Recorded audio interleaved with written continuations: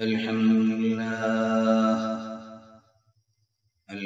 لله وحده الذي لا ضد له ولا ند له، لا مثل له ولا مثيل له ولا مثال له. وأشهد أن محمدا عبده ورسوله الذي أرسله بالحق بشيرا ونذيرا، وداعيا إلى الله بإذنه وسراجا منيرا. أما بعد، فأعوذ بالله من الشيطان الرجيم. بسم الله الرحمن الرحيم.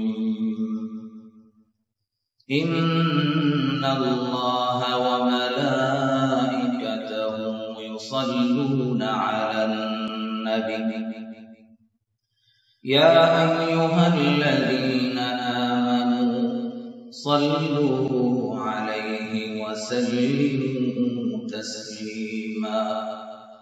اللهم صل على محمد وعلى آل محمد كما صليت على إبراهيم وعلى آل إبراهيم إنك حميد مجيد. محمد أشرف الأعرب والعجم، محمد خير من يمشي على قدمه، محمد صاحب الإحسان والكريم، محمد صادق الأقوال والكريم، محمد ذكره روح لأنفسنا، محمد شكره فرض على الأمم. اللهم بارك على محمد وعلى آل محمد كما باركت على إبراهيم وعلى آل إبراهيم إنك حميد مجيد. الحمد لله। আল্লাহ রব্বুল ইজ্জতের দরবারে বেহিসাব শুকরিয়া যে আল্লাহ রব্বুল আলামিন মেহেরবানি করে, দয়া করে, মায়া করে আমাদেরকে রমাদান মাসের শেষ 10 দিনের ভিতরে পৌঁছেছেন। যেই 10 দিনের ভিতরে রয়েছে লাইলাতুল কদর, এবং লাইলাতুল কদর এমন একটি রাত্র যে রাত্রের ব্যাপারে কোরআন মজিদে আল্লাহ রাব্বুল ইজ্জত ফরমান, লাইলাতুল কদরি খায়রুম মিন আলফি শাহর, 1000 মাস থেকে উত্তম লাইলাতুল কদর। এটা আল্লাহ রাব্বুল ইজ্জতের মেহেরবানি, দয়া। এবং এই 10 দিনের ভিতর আল্লাহ রাব্বুল ইজ্জত বান্দাদেরকে জাহান্নাম থেকে আজাদ করে দেন, মুক্ত করে দেন, পরিত্রাণ দান করেন। কিন্তু বিষয় হচ্ছে ভাইয়েরা আমার, আমরা কিভাবে আজাদি হতে পারবো, কিভাবে পরিত্রাণ পাবো? এর জন্য আমাদের করণীয় কি? আমাদের করণীয় হচ্ছে যে আমরা যদি জাহান্নাম থেকে আজাদ হতে চাই, জাহান্নাম থেকে পরিত্রাণ পেতে চাই, তাহলে প্রথম নম্বরে আমাদের পরিত্রাণ পাওয়ার জন্য যে কাজগুলো করতে হবে সেটা হলো আমাদের তওবা করতে হবে। দুনিয়াতে আমাদেরকে গুনাহের জেলখানা থেকে আজাদ করতে হবে, তাহলে ইনশাআল্লাহ আমরা জাহান্নাম থেকে আজাদ পাবো ইনশাআল্লাহ। এখন দুনিয়ার গুনাহের জেলখানা থেকে আজাদ কিভাবে হবে? এর একটাই পদ্ধতি, সেটা হলো তাওবা ইলাল্লাহ, আল্লাহর দিকে রুজু হতে হবে, তাওবাতুন নাসুহা করতে হবে। আর সেই তাওবাতুন নাসুহা কিভাবে করব? সেটা হলো প্রথম নম্বরে যে গুনাহের ভিতর আমরা ডুবেছিলাম সেই গুনাহগুলোকে আমরা ছাড়তে হবে, সেই গুনাহগুলোকে আমরা ছাড়তে হবে। দ্বিতীয় নাম্বার হলো শর্মিন্দা হতে হবে যে মাওলা আমি এই গুনাহগুলো করেছি, আপনার কাছে মাফ চাই। তৃতীয় নম্বর হলো পরিপূর্ণভাবে পোক্তা ইরাদা করতে হবে, মাওলা গো আমি আর জীবনে এই গুনাহগুলো করব। আর যদি কোনো সম্পর্ক, তওবার সম্পর্ক যদি বন্দার সাথে হয়, বন্দার কোনো হক হয়, তাহলে সেটা বন্দা থেকে মাফ চেয়ে নিতে হবে। যদি কাউকে আমরা গালি দিয়ে থাকি, কাউকে জুলুম করে থাকি, তাহলে তার থেকে আমাদের মাফ চেতে হবে। আর যদি বন্দার সাথে কোনো আর্থিক লেনদেন থাকে, তাহলে তার মালকে তার নিকট ফেরত দিয়ে দিতে হবে। আর যদি ফেরত দেওয়া সম্ভব না হয়, তার কাছে আমাদের মাফ চাই নিতে হবে। আল্লাহ রাব্বুল ইজ্জত কোরআন মাজিদে ফরমান, ইয়া আইয়ুহাল্লাযীনা আমানু তুবু ইলাল্লাহি তাওবাতান নাসুহা আসা রাব্বুকুম আন ইউকাফিরা আনকুম সাইয়্যাতিকুম ওয়া ইউদখিলাকুম জান্নাত। বান্দা যখন মাওলার দিকে ফিরে আসবে, তওবা করবে, আল্লাহ রাব্বুল ইজ্জত তার পিছনের গুনাহগুলিকে maaf করে দিবে। শুধু তাই নয়, আল্লাহ রাব্বুল আলামিন বান্দাকে জান্নাতে প্রবেশ করাইবেন। ভাইরা আমার, অনেকে আমরা চিন্তা করতে পারি গুনাহগুলো জমা করে করে করে করে শেষ মুহূর্তে তওবা করব। এই ধরনের চিন্তা যদি আমরা করি ভাইরা, তাহলে ভুল হয়ে যাবে। কারণ হলো আমরা জানি না কোন সময় মালাকুল মউত চলে আসবে। ইন্নাল মাউতা ইয়াতি বাগতাতান লা ইস্তাশীরু আহাদা। মউত হঠাৎ করে চলে আসে, কারোর সাথে কোনো পরামর্শ করে না। এর জন্য সর্বদাই এই গুনাহ থেকে আমাদের পাক পবিত্র থাকতে হবে, সর্বদাই আমাদের তওবা করতে হবে। এখন থেকে আমার তওবা শুরু করতে হবে, প্রতিদিন তওবা করতে হবে। যখনই আমি গুনাহ করব, সাথে সাথে তওবা করে নিব, কোনদিন গুনাহকে জমা করব না। হতে পারে গুনাহকে জমা করতে করতে আমার হায়াত শেষ হয়ে যাবে, মালাকুল মউত চলে আসবে, মউতের গড়গড়া শুরু হয়ে যাবে। আর যখন নাকি মউতের গড়গড়া শুরু হয়ে যাবে, তখন তওবা করলেও তওবা কবুল হবে না। হাদিস শরীফ আছে, ইন্নাল্লাহ তাআলা ইয়াকবালু তাওবাতাল আবদি মা লাম ইউগারগির, আও কামা জাআ ফি হাদিস রাসূলিল্লাহ সাল্লাল্লাহু আলাইহি ওয়াসাল্লাম।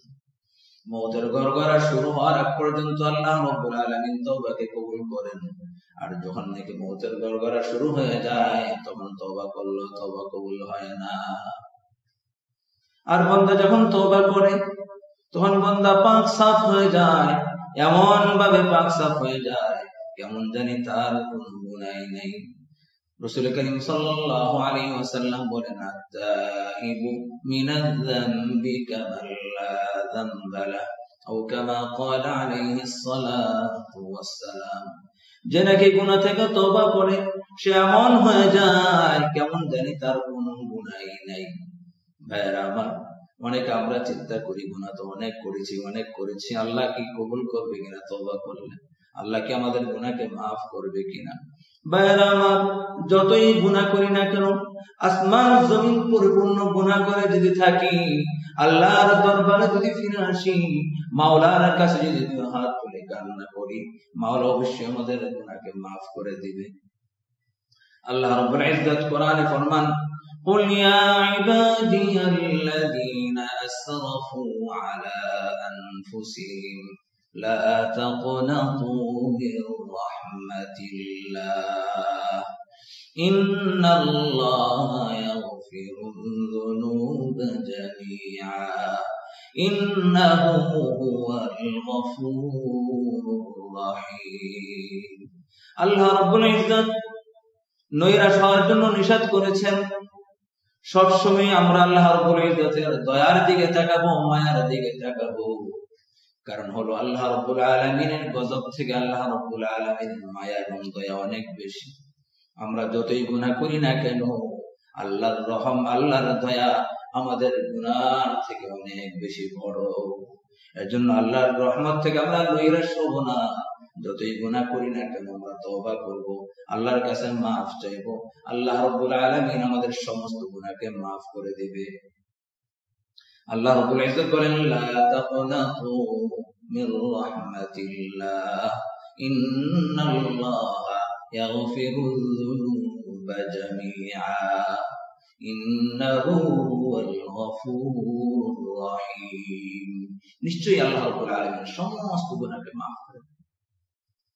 অপর জায়গায় আল্লাহ রাব্বুল আলামিন বলেন, নাব্বি ইবাদি আন্নী আনাল গফুরুর রহিম ওয়া আন্না আযাবি হুয়াল আযাবুল আলীম। বারামা বান্দা যখন আল্লাহ রাব্বুল আলামিনের দরবারে হাত পাতে, আল্লাহর কাছে মাফ চায়, আল্লাহর কাছে গুনার ক্ষমা চায়, আল্লাহ রাব্বুল আলামিন খুশি হন। আর বান্দা যদি মাফ না চায়, মাওলার কাছে যদি হাত না পাতে, আল্লাহ রাব্বুল আলামিন সেই বান্দার উপরে নারাজ হয়ে যান। এর জন্য ভাইয়ের আমার, আসুন আর বিলম্ব না করে সময় শেষের দিকে যদি এই রমাদান মাসে তওবা করে গুনাহকে মাফ না করাইতে পারি, জাহান্নাম থেকে যদি আমরা পরিত্রাণ হাসিল না করতে পারি, জান্নাত যদি লাভ না করতে পারি, ভাইরা আমার জেনে রাখতে হবে আমাদের নতুন কপাল পড়ার দুনিয়া থেকে নাই। কারণ হলো, যদি রমজান মাসটা এমনি চলে যায়, আমাদের গুনাহ যদি মাফ না হয়ে যায়, তাহলে আমরা হয়ে যাব বিপদগ্রস্ত, আমরা বরবাদ হয়ে যাব। رغم أنف رجل دخل عليه رمضان ولم يغفر له ذنب। যে রমজান মাস পেয়ে আল্লাহ রাব্বুল আলামিনের কাছে কান্নাকাটি করে গুনাহকে মাফ করাতে পারলো না, সে হয়ে যাবে বরবাদ, সে হয়ে যাবে বিপদগ্রস্ত।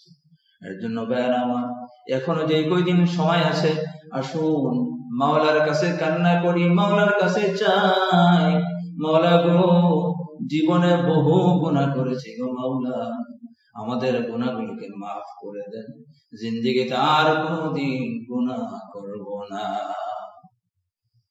ভাইরা আমার, হয়তো আমরা কেউ চিন্তা করতে পারি এরকম ভাবে জীবনে বহু গুনাহ করেছি, বহুবার মাফ চাইছি, আরো যদি মাফ চাই আমার মাওলা মাফ করবেন কিনা। ভাইরা আমার, হাজারো বার যদি তওবাকে ভঙ্গ করে থাকে, আর যদি মাওলার নিকট আবার ফিরে আসে, আল্লাহ রাব্বুল ইজ্জত তাকে ফেরত দিবেন না, আল্লাহ রাব্বুল আলামিন তাকে মাফ করে দিবেন। এর জন্য কবি বলে, এ দরগাহ মা দরগাহ না উম্মীদি সদবার তওবা শিকস্তি বাজা। আল্লাহ রাব্বুল ইজ্জতের দরবার এমন দরবার নয়, নৈরাশ হওয়ার দরবার নয়।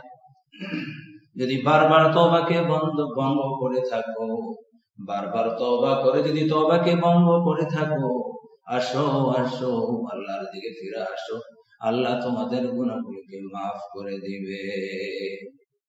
ভাইরা আমার, রমজান মাস শেষের দিকে আর বিলম্ব না করে আসুন আল্লাহর দিকে ফিরে আসি। কথা বলার সময় নাই, চিন্তা করার সময় নাই। আল্লাহর কাছে যদি হাত পেতি, আল্লাহর কাছে যদি হাত উত্তোলন করে যদি দোয়া করি, মাওলা গো মাফ করে দে, মাফ করে দে, কান্না করতে থাকে, কান্না করতে থাকে, আল্লাহ রাব্বুল ইজ্জত আমাদের গুনাহগুলোকে মাফ করে দিয়ে আমাদেরকে জান্নাত দান করবেন।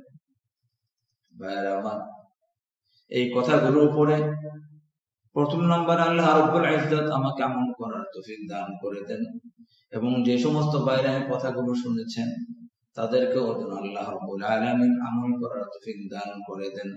ওয়া আখিরু দাওয়ানা আলহামদুলিল্লাহি রাব্বিল আলামিন।